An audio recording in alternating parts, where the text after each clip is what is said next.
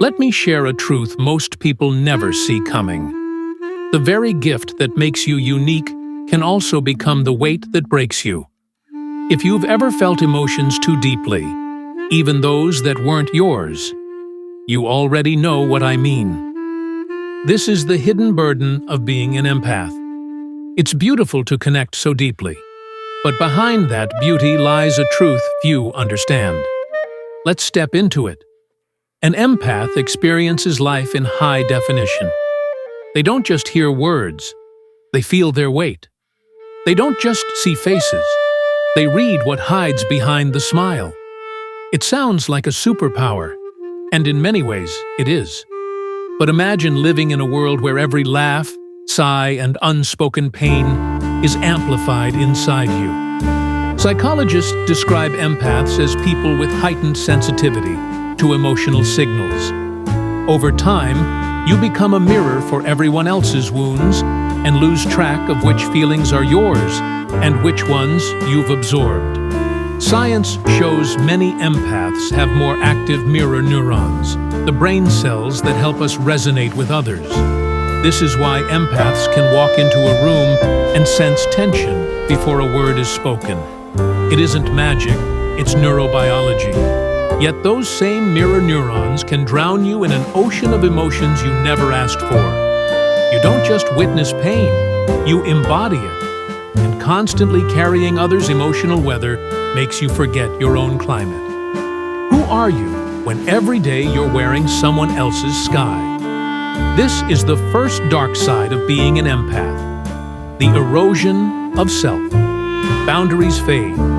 You say yes when you mean no, because you feel someone else's disappointment.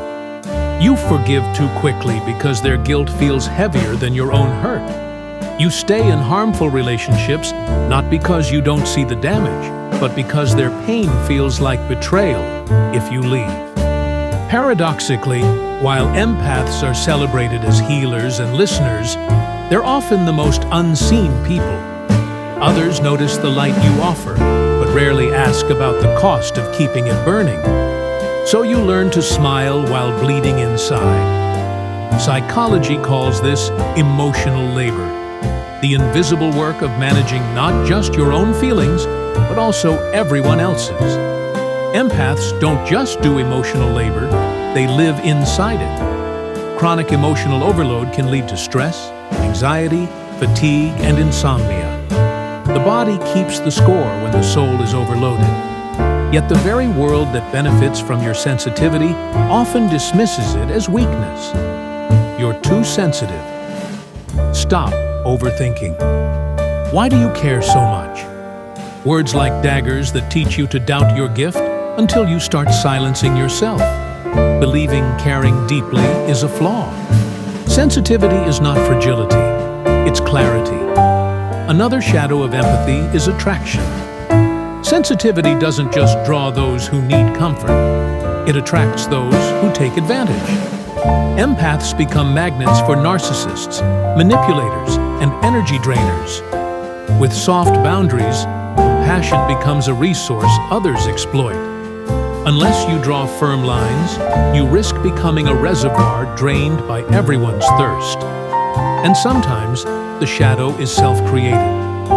Caring so deeply can turn into an addiction to saving people. You confuse love with rescue, compassion with sacrifice, and slowly tie your worth to how much pain you can absorb. That isn't empathy anymore. It's martyrdom disguised as love. Yet even in this darkness, there is wisdom. Our struggles reveal something profound about human connection. We're wired to resonate, mirror, and care. But without balance, the gift becomes a wound. The world needs empaths, not just to feel, but to survive. Survival means boundaries. It means learning to distinguish your storm from someone else's. Realizing that walking away isn't cruelty, but self-respect. It means caring without carrying, loving without losing yourself. This is the turning point. The dark side of the empath can become the doorway to their strength. When an empath stands in their own center, they transform. No longer a mirror reflecting everyone's pain, but a lantern guiding others without dimming their own light. Why is empathy so intense? Because it's evolutionary. Long ago, it was survival. We weren't the strongest species. We survived by sensing danger in a trembling voice, by holding the tribe together. Empathy wasn't just kindness, it was life itself. But today, that ancient wiring meets modern chaos. Once you felt the emotions of a dozen people around a fire. Now you scroll and feel thousands. Wars, tragedies, heartbreak, all pouring into your nervous system at once. It's no wonder so many empaths burn out. Psychologists call it compassion fatigue, the exhaustion of caring too much, too often. It's not a loss of humanity. It's your nervous system waving a white flag.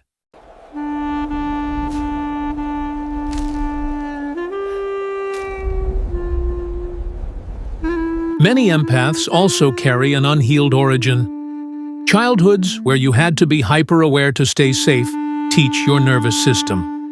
I must sense everything to survive. That strategy became your gift, but also your scar. Until you heal that origin, you may keep reliving it, overgiving, overextending, overfeeling. Here's what every empath must remember. You're allowed to put down what isn't yours. You're allowed to rest without guilt. You're allowed to say, "This feeling does not belong to me." Empathy without boundaries is self-destruction, disguised as kindness. Without reciprocity, empathy becomes erosion.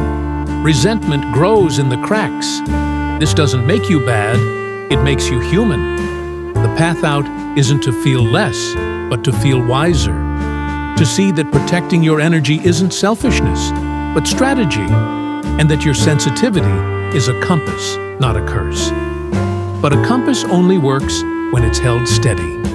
An empath with boundaries doesn't stop caring. They care better. They know when to listen and when to step back. They know their worth isn't measured by sacrifice, but by living aligned with their truth. They don't drown in the sea of others' emotions. They become the lighthouse, steady, shining, guiding. That is the empath's ultimate transformation. The dark side becomes the initiation into strength. Because when you've been broken by feeling too much and still choose to rise, you discover resilience. Your heart isn't fragile glass, it's tempered glass, forged in 1,000 fires. It bends, holds, and reflects light even in storms. So if you're an empath, remember, your depth is not weakness. Your sensitivity is not shame. Your ability to feel is not a flaw. To thrive, you must learn the art of release. Not every tear needs your shoulder. Not every storm is your battle. Not every silence is yours to fill. Imagine if empaths reclaimed their power. Not draining themselves, but transforming their gift into creation, leadership, and healing. That's when empathy turns from shadow into strength. The dark side of the empath is real. Exhaustion, invisibility, exploitation, overstimulation. But so is the light, compassion, connection, healing, vision. The journey is learning to walk with both. To be soft yet strong, open yet protected, feeling yet free. The world doesn't just need empathy. It needs empaths who've learned to stand tall. Not martyrs, not mirrors, but lanterns. When you embrace both your shadows and your strengths, you don't just survive as an empath. You shine as one.